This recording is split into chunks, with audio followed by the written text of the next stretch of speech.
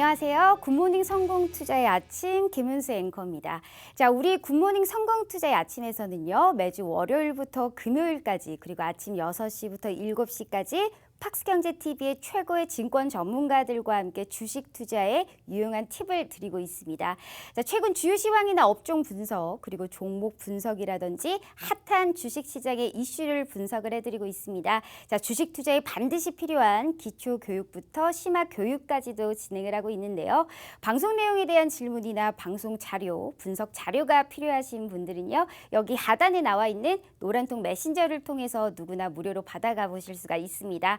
자, 하단의 안내와 같이 노란통 메신저를 실행하시고요. 오픈 채팅방 검색을 누른 다음 하단에 안내되어 있는 오늘 방송을 진행하시는 전문가님의 키워드를 입력하셔서 검색하시거나 만약 그게 너무 귀찮다 하시는 분들이 계실 겁니다. 자, 오른쪽 하단에 나와 있는 QR코드를 이용하시면 되는데요. 자, 스마트폰을 꺼내셔서 카메라를 실행하시고 이 QR코드를 가져다가 대시기만 하시면 바로 입장이 가능합니다. 자, 입장하셔서 방송 보고 왔어요 라고 하시면서 교육 자료 그리고 시황 자료 그리고 종목 상담까지 다 편하게 받아 가보시길 바라겠습니다.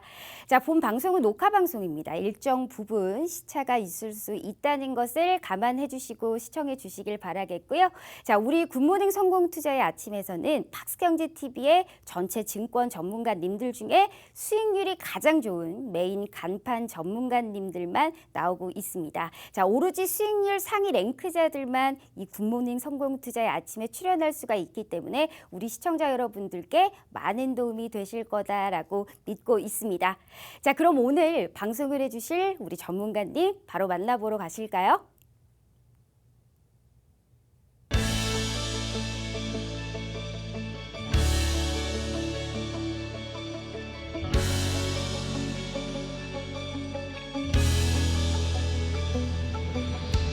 네, 안녕하세요. 굿모닝 성공투자 아침의 칼리 전문가입니다. 네, 이번 한 주도 정말 좀 대단했었던 시장 흐름이었습니다. 자, 일단 뭐 메인 이벤트, 이슈 내용들 좀 정리하면서 일단 좀 지켜볼 텐데요. 자, 그 전에 앞서서 일단은 장 흐름, 움직임 한번 좀 체크하면서 보도록 하겠습니다. 자, 먼저 일단은 좀 나스닥 움직임을 일단 한번 볼 텐데, 자, 최근에 어떤 움직임이었냐면 큰 그림으로 지금 일단 좀 보시면, 자, 이전 하락분에서 1월에 이제 강력한 매수세가 나와주면서 이 매수세가 이제 바닥을 그리는 매수세가 아닌지를 지금 좀 착각하게 만들 정도의 강력한 매수 슈팅이 한번 이어져 왔습니다. 그래서 뭐 1월 기준으로 이제 뭐 테슬라라든지 뭐 엔비디아라든지 애플의 이제 뭐 상승 흐름 자체가 굉장했었고, 100달러 저점 기준에서부터 거의 이제 뭐 2배 가까이 상승했었던 테슬라를 보고 나서 일단은 많은 개인 투자자들이 이제는 놓치면 안 되는 저점이겠구나라고 지금 좀 착각할 수 있는 구간인데, 여기가 이제 어떻게 해석이 되냐면 이전에 원의 낙폭에 따른 지금 바닥 구간에서의 382까지만 딱 반등 나왔던 자리예요.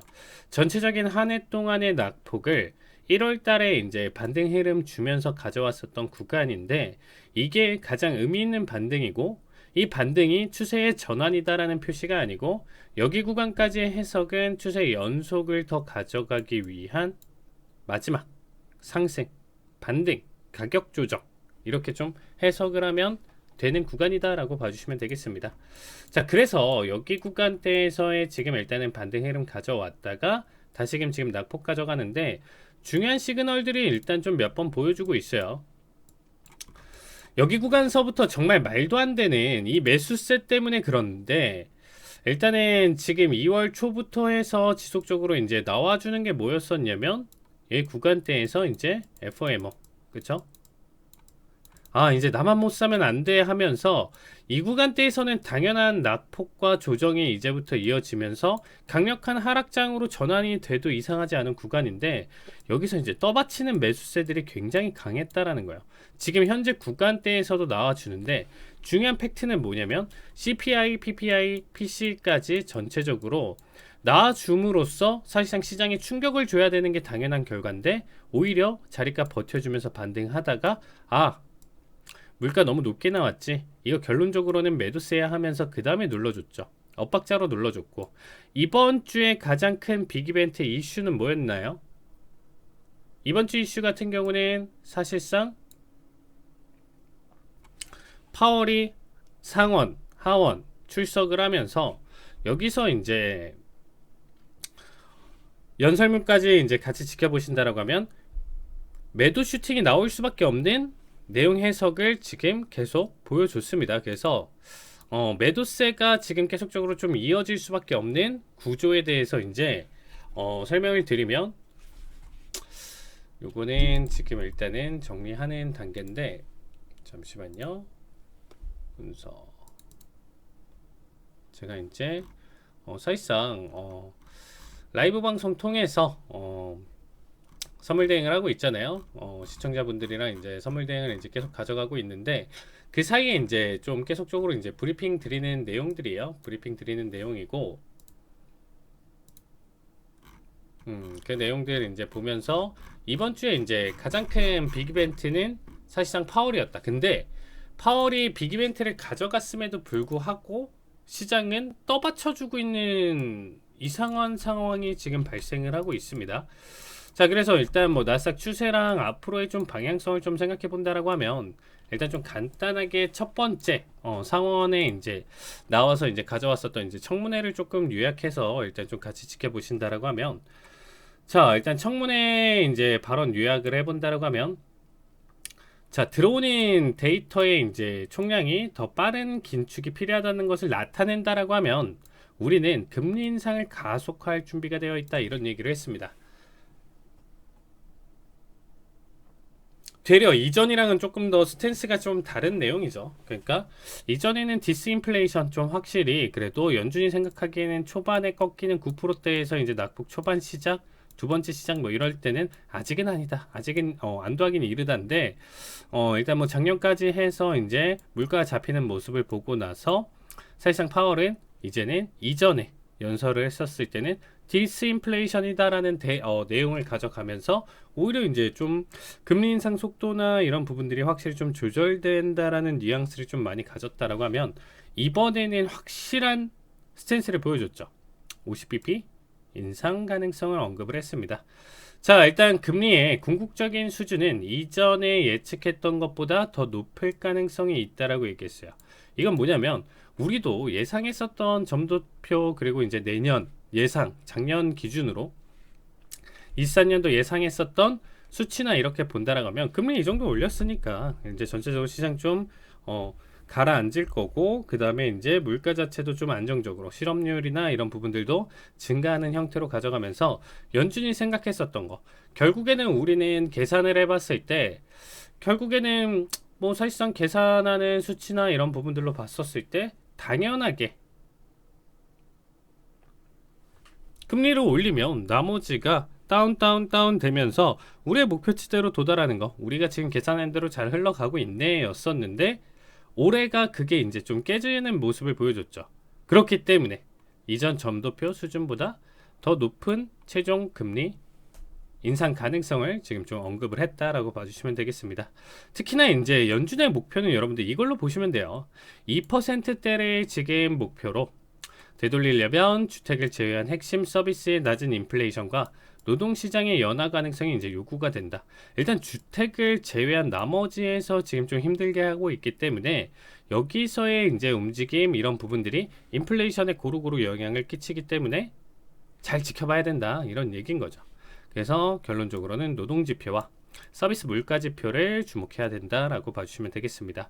특히나 이제 최근에 경제 데이터, 특히 인플레이션의 압력은 예상보다 굉장히 강했고, 지난 FOMC에서 발언과 이 부분은 어조가 완전히 바뀌었다, 이렇게 봐주시면 되겠습니다. 자, 일단 좀 대단했었던 지금 이번 한 주였는데, 그럼에도 불구하고 요거는 조금 더 이따가 얘기 드릴 텐데, 자, 이전까지는 지금 신규 실업수당 청구 건수 변화가 지속적으로 계속 매도세가 나와준 상황이에요. 그래서 일단은 추가적인 이제 상원에서의 증언으로 이제 본다라고 하면, 뭐 이거는 조금 부수적인 내용 중에 하나인데, 네, 우리는 뭐 암호화폐 시장에서 이제 뭐 상당히 혼란이 있기 때문에 이 암호화폐 시장이 주시를 하고 있다. 그래서 암호화폐 관련 언급은 했었고, 부채 한도 같은 경우는 디폴트를 우려하기 때문에 이런 부분들은 지금 상향 필요성은 언급했지만 이런 부분들은 의외에 니네가 해야 되는 거지 왜 나한테 물어봐? 약간 이런 거죠. 어떻게 보면 해야 되는 건 당연한 건데 왜 이거를 우리 연준에 지금 얘기를 하냐? 의외에 지금 있는 너네들이 결정을 해서 당연히 올려줘야지. 디폴트 나면 안 되니까. 자, 연준은 외환 시장의 달러 수준에 대해서 관심이 없다라고 했어요. 일단 환율 자체는 긴축과 지금 현재 무관할 것을 언급을 했는데 사실상 이게 관련이 없다라고 할 수는 없겠죠. 근데 약간 이 부분에 대해서는 조금 민감하게 반응을 하는 건 아니고 사실상 여기까지 지금 생각할 여력이 없다라고 저는 생각하고 있거든요. 그러니까 굳이 환율까지 지금 막 생각하면서 지금 타국가 간의 그런 지금 생각을 하는 게 아니고 우리는 무조건적으로 지금 현재 미국 내 전 세계적으로 지금 펼쳐져 있는 인플레이션의 지금 발생 자체를 억누르는 게 가장 큰 1순위 해석이다 라고 지금 보고 있는 거예요. 자, 그리고 이제 경제에서 지금 보고 있는 거는 주로 공급망 문제. 이거는 과거 발언과 지금 계속적으로 봤었을 때 이제 재언급을 했었고, 그 다음에 이제 이거를 좀 번복하는 사례였다. 그리고 더 많은 이민이 일부 노동력을 부족을 완화하는 데 좀 도움이 될 수 있다. 그래서 이민 정책을 조금 더 해주는 게 어떨까? 더 칩한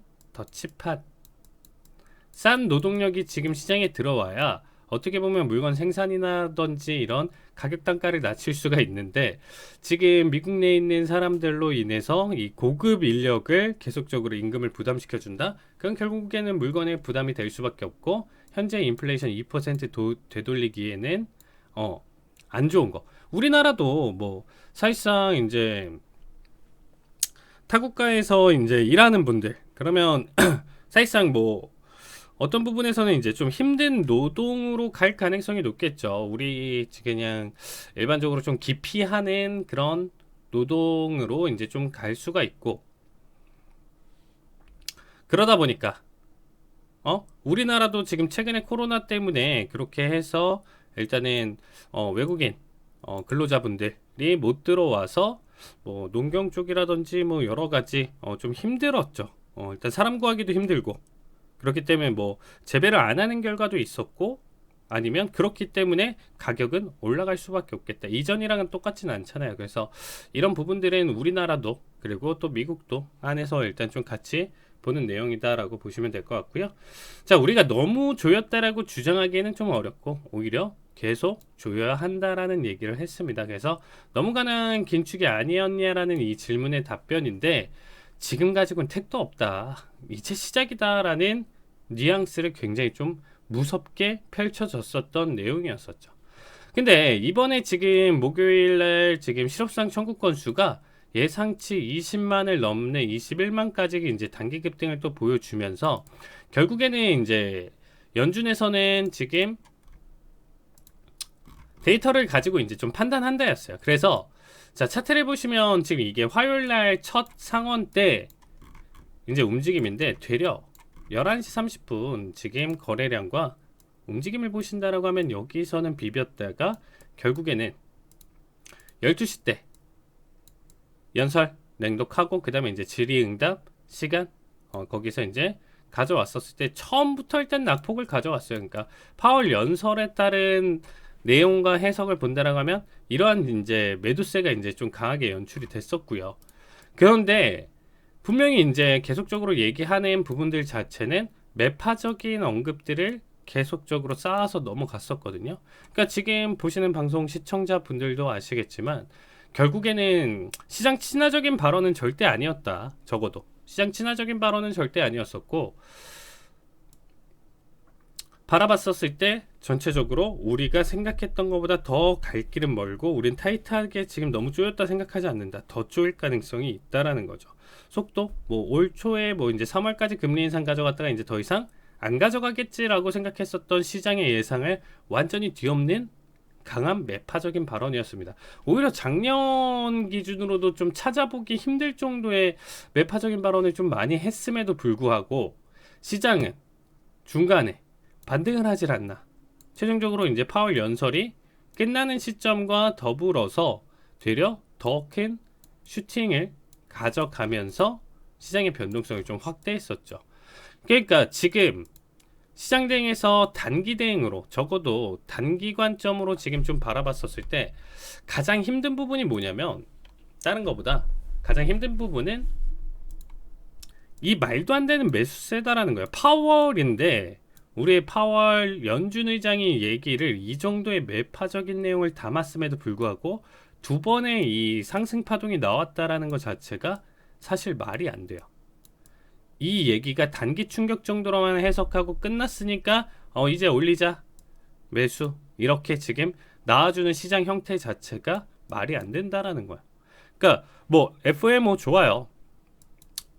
저가 매수 좋습니다. 근데 지금은 끝이 아니고 나스닥은 연저점 돌파하면서 기준으로 7천까지 하락할 가능성이 있어요. 지금 12,000대 유지하고 있는데 7천까지도 더 쏟으면서 넘어갈 수 있는데 지금 시장에서 나와주고 있는 이 FOMO 때문에 오히려 올 한 해 지금 초반에 더 지금 좀 빠르게 낙폭을 가져가면서 이 자리값 갱신하고 오히려 이제 상반기 기준으로 지금 보면 한 5월 달쯤 늦어도 6월 사이서부터 이제 연저점 그리고 그 원하는 자리값 터치서부터 반등 나왔을 때가 진짜 매수세로 이제 넘어갈 가능성이 큰데 그 기간값만 지금 이 시장 참여자들 그리고 헤지 펀드들의 이 매수세들 때문에 그 기간을 더 잡아먹는 거예요. 되려 연말까지 해서 이런 변동성 가져가다가 결국에는 다시금 한 번 더 낙폭으로 이어질 가능성이 높다라는 거죠. 그러니까 저는 굉장히 긍정적으로 보고 있진 않아요.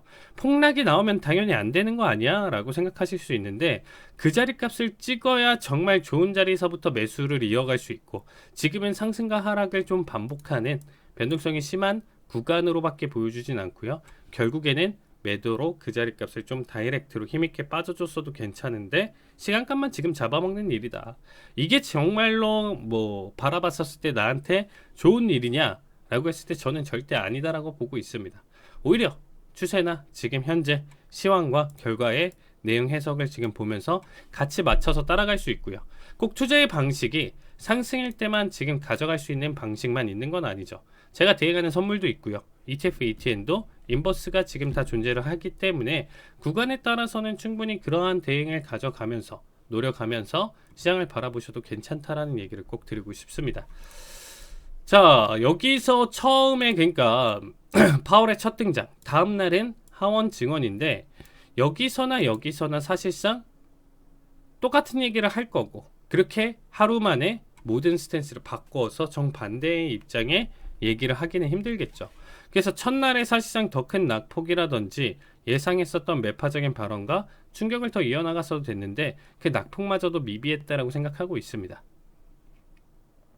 두 번째는 그러면 아까서부터 이제 계속 얘기 드렸었던 숄트 보고서가 이제 나와주면서 시장의 데이터를 읽을 수 있는 그런 지표들이 나와줬는데 예상보다 이제 구인이나 이직 이렇게 지금 관련해서는 아직도 시장이 탄탄하다라는 걸 보여줬어요. 높게 나왔다라는 거죠. 예상치보다도 높게 데이터가 나왔다라는 거는 실업자가 발생을 하더라도 구인 그런 관련 구인 관련 이제 어떻게 보면 내용들 자체가 훨씬 더 그러니까 구인을 희망하는 기업들이라든지 직업을 좀 원하는 그런 업체들이 이제 사람을 뽑는 데가 더 많다라는 거죠. 결론적으로 간단하게 얘기 드리면 사람을 뽑는 데가 훨씬 더 많아서 실업자 대비 오히려 이 지금 포함시키는 직업들 들어갈 수 있는 자리가 더 많기 때문에 지금 현재 상태에서는 실업률이 나오더라도 이 사람들이 재취업하는 데가 아무 문제가 없다라는 거예요. 이게 문제인 거죠. 그러니까 졸트 보고서도 사실상 높게 나오는 것도 연준 입장에서는 그렇게 좋은 상황이 아니고 결국엔 졸트 보고서가 좋게 나왔다 보니까 12시에 단기 아래꼴이 나왔었는데 이거를 우습다는 식으로 다 잡아먹으면서 매수세가 또 나와줬어요. 파월은 똑같은 매파적인 얘기를 같이 이어져 나왔었고 자, 파월의 이제 매파적인 얘기와 그리고 이제 새벽에 있었던 베이지북까지 이날은 조금 발표됐었던 게 좀 많았었는데 자, 베이지북도 지금 일단은 간단하게 한번 여기까지 일단은 1부는 보도록 하겠습니다. 자, 베이지북 같은 경우는 2023년 초 지금 전반적인 경제활동이 약간 증가했다는 얘기를 했고요. 자, 많은 지역에 이제 물가 상승이 좀 완화는 되었지만 인플레이션 압력은 여전히 광범위하게 유지가 되고 있다라는 얘기를 했습니다. 자, 노동시장 상황은 안정적으로 유지되었다. 이게 사실상 안정적이긴 하지만 연준이 바라는 내용은 절대 아니다라고 보시면 돼요. 그리고 이제 임금은 대체로 적당한 비율로 인상되어 내년에는 더 둔화될 것으로 예상되고 있다. 근데 이거는 사실상 데이터가 더 나오면 나올수록 상황은 좀 뒤집어질 수도 있는 거예요. 지금 현재 결과값에 지금 요약이고, 자, 일단 불확실성이 고조된 가운데 관계자들은 앞으로 몇 달 동안의 경제 상황이 크게 개선되지 않을 것으로 전망했다. 그러니까 이거를 조금 뭐 제 개인적인 해석으로 좀 푼다라고 하면, 앞으로 이제 몇 달 동안 경제 상황이 이제 크게 개선되지 않는다라는 게, 현재 고물가가 이 5%에서 6%대는 만약에 이제 이 물가가 최종 지금 9%대가 아니고 10%대까지 올랐어도 사실상 이 5, 6%대까지 떨어지는 거는 사실상 쉬웠다라는 거예요. 이 정도까지 금리 인상을 가져왔을 때는 공식처럼 따라올 수 있는 퍼센트다라고 보시면 될 것 같고요. 사실상 여기서 지금 봤었을 때 그럼에도 불구하고 앞으로 지금 인플레이션 자체는 지금 떨어지긴 좀 힘든 상황. 현재 5에서 6자리를 계속적으로 좀 비빌 거고, 연준은 그것 때문에 지속적으로 금리 인상을 되려 25bp만 그래도 최대 생각을 했었던 거를 50bp, 그리고 다음에도 또 50bp도 올릴 수 있는 최종 점도표상에 있었던 상단 라인 때 이제 최종 금리 자체를 더 올릴 가능성도 있다라는 언급까지 했었죠. 자, 근데 관계자들에 따르면 가격 인상은 올해 내내 완만한 수준을 유지할 것으로 예상한다. 그러니까 뭐 급격하게 떨어진다가 아니고 이거 역시도 현재 그냥 수준을 유지한다라는 얘기를 하는 거죠. 그 이제 6개 구는 이전 보고서 이제 이후 경제 활동의 변화가 거의 없거나 전혀 없다라고 보고했고, 6개 구는 완만한 성장을 보고했다라고 얘기를 했습니다. 그리고 이제 전체적으로 대출 수요가 감소하고 신용 기준이 강화되어 연체율이 지금 현재 상승한 상황이다. 이 정도까지만 정리했는데, 사실상 뭐 이런 내용들보다는 지금 파월의 그 내용이 이제 좀 더 중요하다라고 생각하고는 있는데, 요거는 2부에서 마저 이어서 얘기 나누도록 하겠습니다.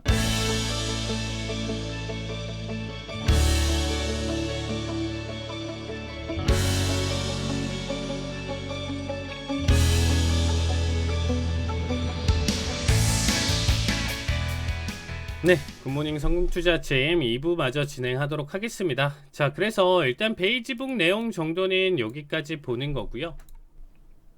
자, 2차 청문회, 그러니까 1차 청문회는 상원, 2차 청문회는 이제 하원에서 했는데, 사실상 2차 청문회에서도 일단 좀 내용을 한번 좀 보신다라고 하면, 자, 다음 회의 전에 분석해야 할 중요한 데이터 릴리스가 있습니다. 매우 중요한 것입니다. 나는 아직 졸트 데이터를 본 적이 없다라는 얘기를 했었습니다. 근데 어쨌든 이때 나왔을 때 졸트 보고서가 이제 딱 나오는 시점이었었죠. 같은 시간대 12시 우리나라 자정 기준으로 수요일 목요일 넘어가는 12시였는데, 자, 어쨌든 지금 데이터를 보고 좀 판단을 할 것이고, 그래서 2월 고용지표와 2월 물가지표를 좀 언급하는 건데, 이 전체적인 내용들 데이터를 포괄해서 우리가 다음에 어떻게 할 것인지 좀 정할게요. 근데 졸트는 결국에는 높게 나왔습니다. 그럼 파월은 어떻게 할까요? 그냥 관망을 할까요? 아니면 오히려 금리 낮춰도 괜찮겠네가 아니죠. 아직까지도 노동시장이 활발해요. 그러면 이거를 조금 해석을 해봤을 때, 아직까지도 노동시장이 활발하면서 괜찮다? 간단하게 한번 좀 예시를 좀 드려볼게요. 결국에는 이제 물건의 가격이라든지 이런 게 결정을 하는 게 여러 가지 요소가 있겠죠. 공급망도 요소가 될 수도 있고요. 전 세계적으로 사실상 우리가 수요랑 공급에 대한 곡선으로 봤었을 때, 수요는 많지만 공급이 딸린다라고 하면 이게 공급망 쇼크가 있는 거고, 이렇게 됐었을 때는 오히려 가격이 올라가면서 천정부지로 상승을 하면서 희귀한 거 찾는 거, 우리가 뭐 보는 것처럼 뭐 요즘 최근에 위스키라든지 이런 거 유행하는 것처럼 이렇게 한정적인 용량에서 사람들의 수요가 많아질 때는 가격이 상승할 수밖에 없겠죠. 그러니까 이게 이제 공급망 쇼크로 나올 수 있는 부분인데, 이런 거 떠나서 일단 기본적으로 그런 게 없다라고 가정을 한다라고 하면 이 가격, 뭐 어떤 거를 뭐 어떤 물건을 지금 생각을 해봤을 때 이 가격을 결정하는 거는, 이거를 아까 이제 만들 때 이제 들어가는 뭐 재료비라든지 앞에서의 이제 재료 원재료비, 그리고 노동력, 여러 가지 거기에서 기업이 챙길 수 있는 마진들, 이런 게 이제 존재를 하잖아요. 그러면 사실상 여기서 지금 현실적으로 미국 입장에서 지금 좀 줄일 수 있는 거는, 기본적으로 이제 생산했었을 때 이제 뭐 효율성을 증가시켜서 가져가는 거 뭐 이런 거 다 빼고, 그냥 지금 좀 바라봤을 때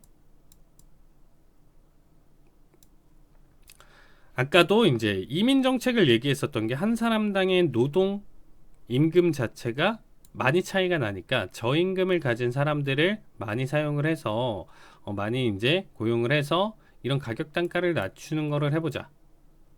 현재 지금 인원이 일단은 좀 많은 입장에서 기업 기준으로는 사실상 뭐 물건을 줄인다 이런 거는 조금 제외를 하고 너무 복잡하니까, 결국에는 기업 전체에서 얘가 이제 기업이 쓰는 게 이런 게 사람 고용, 그쵸, 뭐 물건 쓰고 뭐 이렇게 원자재 사가지고 이거를 이제 가공해서 이제 납품을 하는 건데, 기업 입장에서는 어쨌든 이 전체적으로 기업 총으로 드는 비용이 있잖아요. 절대적으로 이제 들어가는 비용들, 내가 어쨌든 지출을 이러한 부분들로 뭐 100억을 했다라고 생각해 볼게요.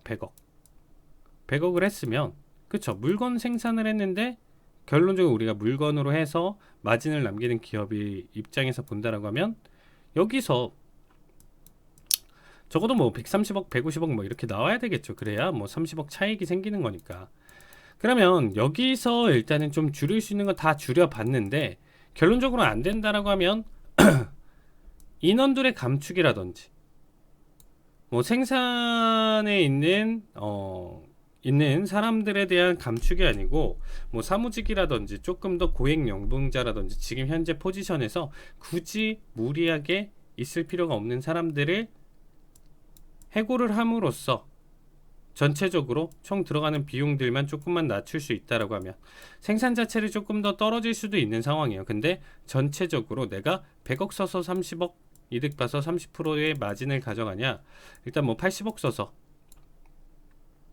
120억이 됐다라고 하면, 그쵸, 50%의 마진을 가져가냐, 이거는 극명한 차이가 있는 상황이잖아요. 그래서 이 마진에 대한 뭐 관점이나 뭐 이렇게 지금 좀 접근해 본다라고 하면, 어쨌든 제가 얘기하고 싶은 건 뭐냐면, 너무 시장이 탄탄하고 지금 현재 상황이 유지되면 기업적인 측면에서도 가격을 줄이기가 힘든 상황인 거고, 개인적으로 지금 바라본다라고 하면 아직까지도 개인 소비 여력이 탄탄한 상황 속에서 시장을 바라봤었을 때,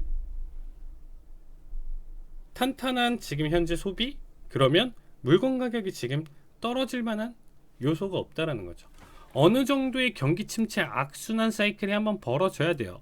실직자가 발생한다, 이 사람들은 다음 직장 구하기 전까지는 힘들기 때문에 안정적으로 지금 내가 들어오는 비용이 없기 때문에 소비를 줄일 것이고, 줄인 소비가 결론적으로 기업의 영업이익에 타격을 받을 것이고, 그러면 나는 어쨌든 퍼센트를 높여야 되는 기업 입장에서 본다라고 하면, 다 줄이고 줄이다가 또 다시 인원을 줄이고, 줄은 인원은 시장 밖으로 나와서 실직자가 될 것이고, 이 사람들은 더 많은 사람들의 지갑들이 닫히니까 물건 판매가 감소할 것이고, 이게 이제 몇 번의 사이클에 걸쳐서 가져간다라고 하면 소비가 둔화되는 상태에서 가격의 상승을 볼 수가 없는 상황이고, 기업 입장에서도 줄어든 인원들 뭐 대비 뭐 이렇게 지금 맞춰 나갔을 때 결론적으로 시장이 한번 툭 지금 좀 다운되는 현재 상황이 나와줘야 현재 발생하는 서비스 쪽이라든지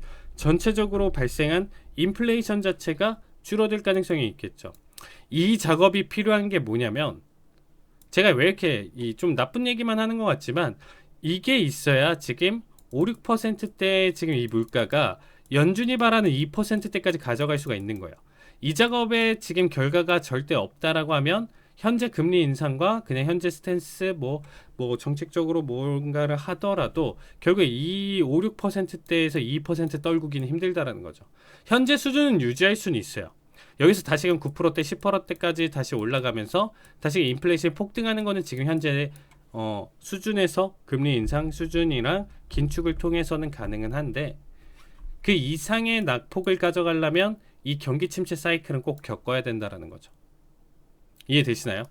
근데 연준은 그거를 바라고 있는 거죠. 2%대 목표를 하고 있기 때문에 현재 수준만 잘 유지하겠습니다라고 하면 시장은 환호하면서 다시금 끌어올릴 만한 내용 요소는 있다라고 생각해요. 근데 그건 아니니까.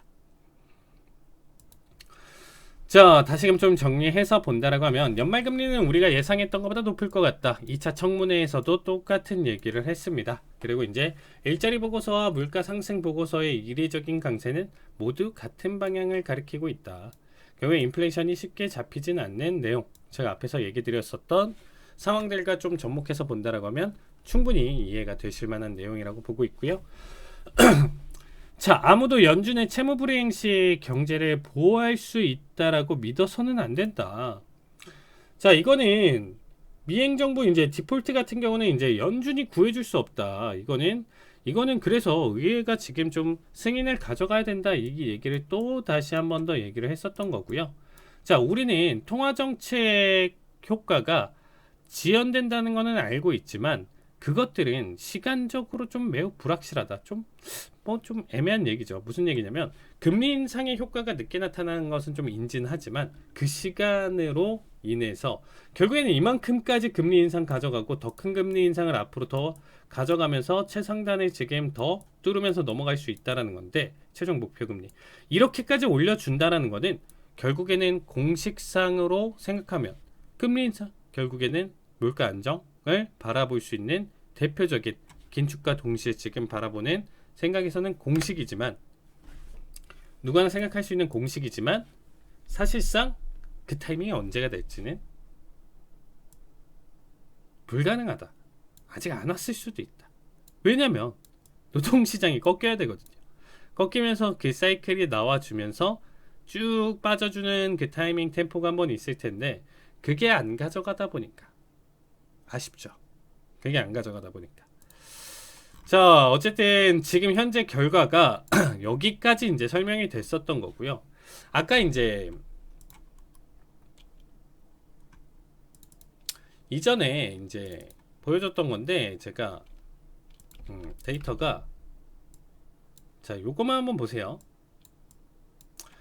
자, 신규 실업수당 청구 건수는 계속적으로 올해 진짜 24만 작년 기준으로 지금 26만 대까지도 유지했다. 단기적으로 낙폭 다시금 상승 가져가는데 정말 지금 그 몇 달 동안은 말도 안 되게 20만 언더에서 계속적으로 놀아줬다는 거예요.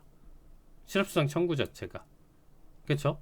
근 2달 가까이는 거의 20만 저점을 하면서 53년 만에 최대 지금 실업률이 발생하지 않는 상황을 이제 좀 얘기를 했었는데 이게 지금 처음으로 21만까지 지금 지표상으로 지금 돌파를 보여줬습니다. 그래서 이번 지표 지금 해석으로 보면 이전치가 19만이었고요. 20만 언더 예상치도 19만 5천이었는데 21만까지 가져가다 보니까 시장이 어떻게 됐냐면 실업률 다시 증가를 하네. 최근이랑 지금 좀 보시면 재밌을 거예요. 오히려 파월이 나와서 매파적인 발언을 했는 거를 지금 다 버텼어요.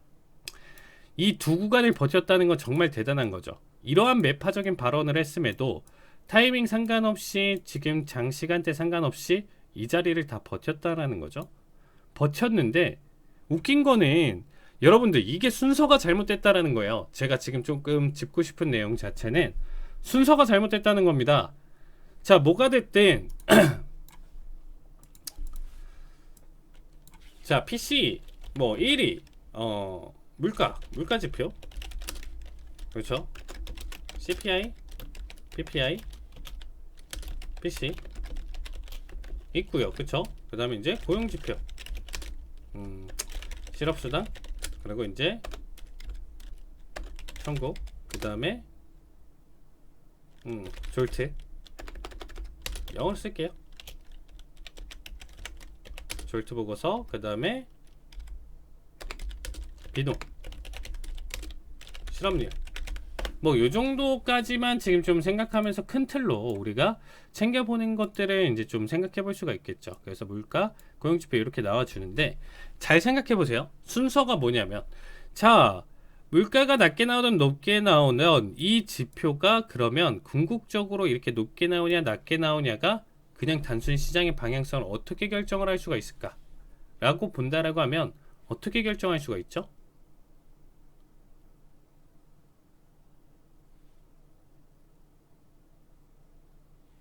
결국에는 연준, 그렇죠. 연준이 있어요. 페드가 있단 말이에요.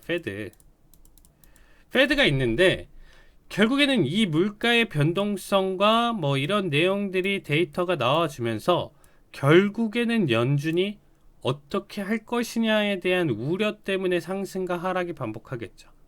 고용 자체도 지금은 연준이 입장에서는 앞에서도 계속 얘기 드렸었지만 안정적으로 탄력적으로 지금 받쳐져 있는 시장을 원하는 게 아니에요.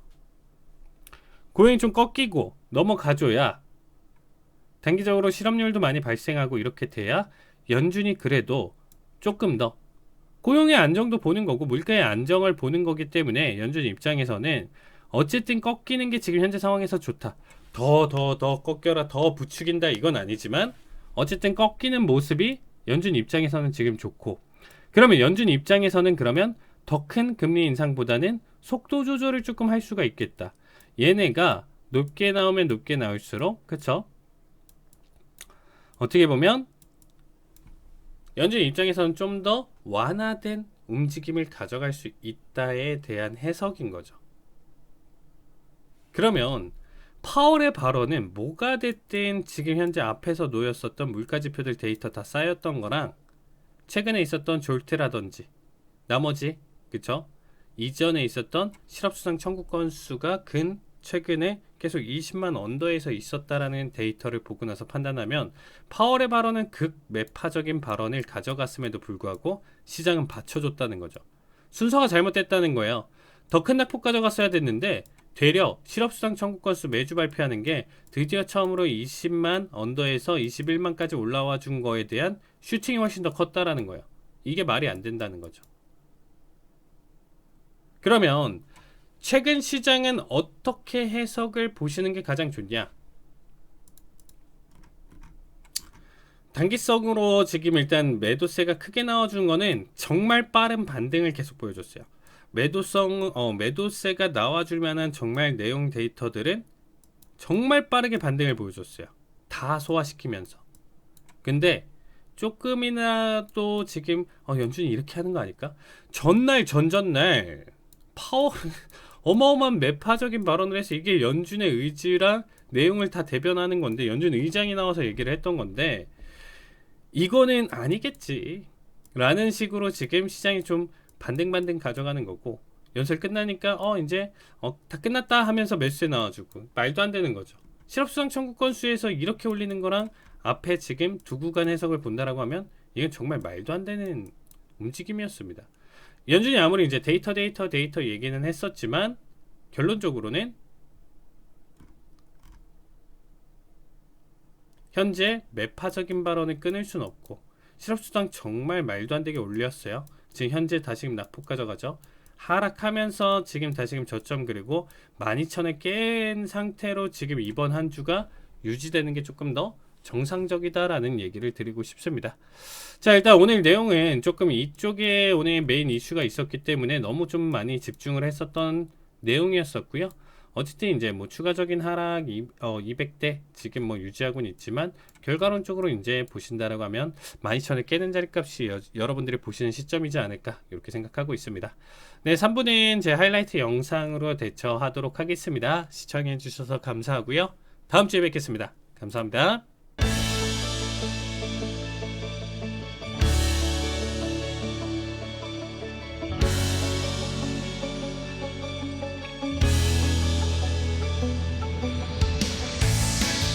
11자리 값 매수 체결이고요. 자, 12자리 값 가져왔는데, 자, 11. 자, 리딩 기준으로 보도록 하겠습니다. 자, 컷자리 값 79자리 값 봐주시면 될 것 같고요.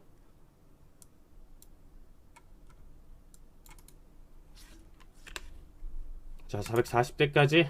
자, 당김 좋습니다. 자, 479자리 값 올청이죠. 자, 79자리 값 올청 되고요. 주문 접수 완료.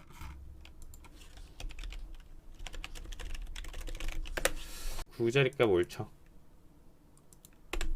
자, 이렇게 봐주시면 될 것 같습니다. 자, 50까지. 자, 1차 청산 보실 분들 지금 봐주시고요. 그래도 40 구간대까지 왔으니까 요거는 본장 전에 바라보기에는 나쁘지 않은 구간.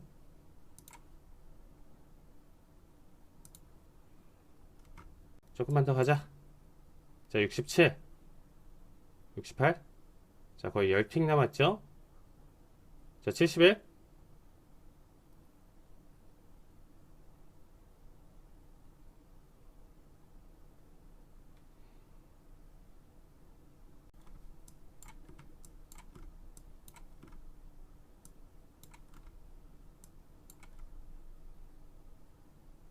있죠? 좋습니다. 아우, 80틱 나오네요.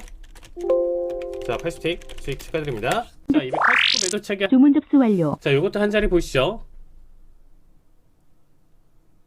여기까지 나오는 매도세는 조금 놓치고 싶은 생각이 좀 없는 상황이고, 자, 올려치더라도 일단은 더 지켜보는 자리는 지금 좀 아쉬울 것 같고요. 일단 단기적으로 65 터치까지 보여주면 본적 잡으면서 일단은 추가 추세, 원래 생각했었던 구간까지 한번 좀 지켜보도록 하겠습니다. 사실상 지금 변동성 250 부근대까지가 적당했었고, 이건 좀 선 넘는 움직임이었다라고 지금 판단이 되고 있고요. 다시금 낙폭 가져간다라고 하더라도 지금 일단은 최소 본절 보면서 대응할 만한 근거가 되는 구간이기 때문에, 자, 어쨌든 90일까지 올려친다라고 하면 다시 본절 보고 새로 타이밍 잡도록 할 거고요. 목표는 똑같습니다. 161까지만 볼게요. 그래도 현실적으로 지금 가능성 있는 자리고 리테스트 구간까지 다시 갇히고 있다 보니까 여기는 좀 더 깔끔한 매도세일 가능성도 높습니다. 그래서 일단 원하는 자리값 이거 좀 다시 세팅을 봐야 될 것 같은데, 그래도 161까지 보는 거는 지금 좀 변함 없을 것 같습니다. 진짜 뭐 100자리 값까지 보이고 뭐 한다라고 하더라도 일단은 161까지만 한번 우리 다 같이 한번 좀 보시죠. 저 역시도 리딩하면서 제일 스트레스 받는 게 이거예요. 말이 안 돼요. 사실 나와주면 안 되는 받쳐주는 매수세가 지금 계속 보여주고 있죠. 시장에서.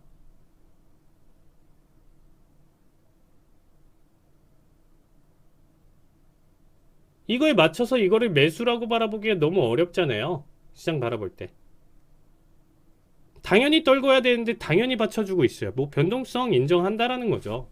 이런 뭐 어느 특정 변동성까지는 인정을 하는데, 그래도 밀어주고 특정 자리값까지 보여주고 한 번에 뭐 그냥 진짜 쉼없이 무조건적으로 여기 터치한다라는 거는 정말 운이 좋은 거고,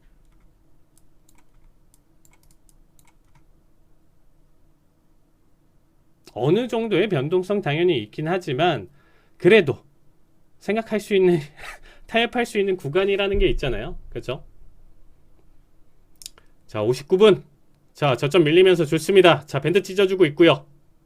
그렇죠? 병국 그리면서 막 이렇게 지금 이 자리값 안착하면서 뭐 캔들 그려줬으면 더 열받았을 것 같은데, 그건 아니라서 그나마 다행이죠.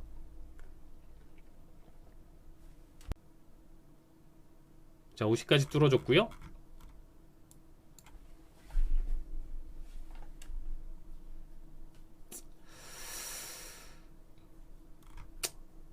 (51) 아, 이걸 여기서 타협해야 된다고? 자, 타협하도록 하겠습니다. 네, 여기서 정리 가져갈게요. 자, 770불. 네, 여기서 청산 보시죠. 아우, 도저히 안 되겠습니다. 네, 700불 정도에서 정리 보도록 하겠습니다. 자, 189 매도 체결. 자, 주문 접수 완료.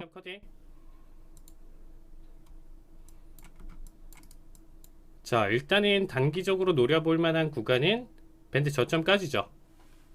자, 12,165 1차 청산입니다. 12,165 1차 청산. 1분 봉상 데이터고요. 5분 봉상 바닥 구간 생각하면서 바라봤습니다. 37분.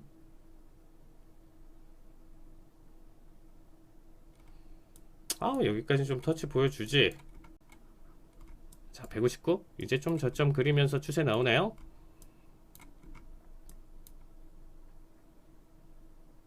자, 기분 좋은 장대봉의 거래량 지금 추가 지금 나와주면서 넘어온 자리값이고요. 자, 기대값은 저는 105 자리값까지를 좀 맥시멈으로 좀 생각해 보도록 하겠습니다. 정말 맥시멈. 저 이상 떨어진다라고 하더라도 105 자리값을 맥시멈으로 볼 건데, 요거는 뭐 지금은 아직 조금 현실 불가능한 자리값이기 때문에 7초. 자, 본절은 꼭 걸어 두셔야 돼요. 여기서 오버슈팅 나오면 지금 일단은 뭐 5, 60폰인 기본으로 잡아 먹으면서 잠식할 수 있기 때문에. 자, 본장 스타트.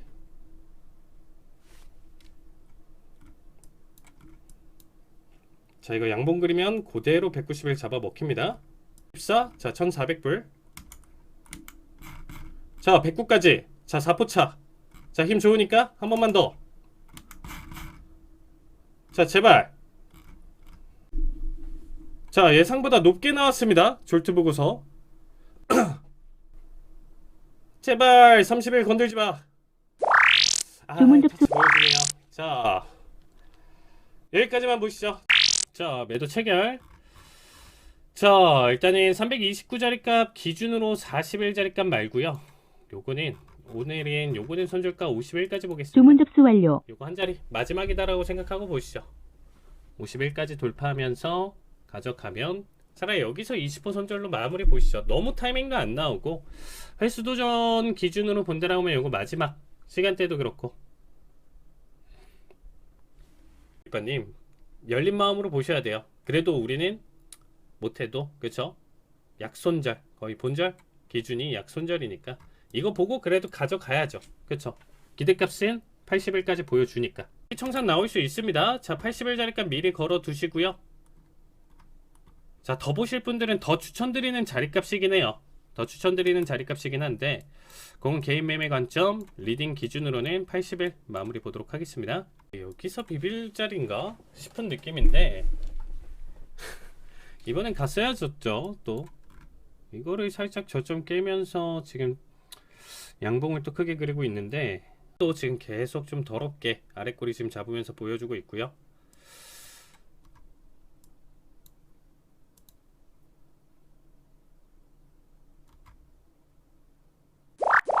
이걸 건드네요.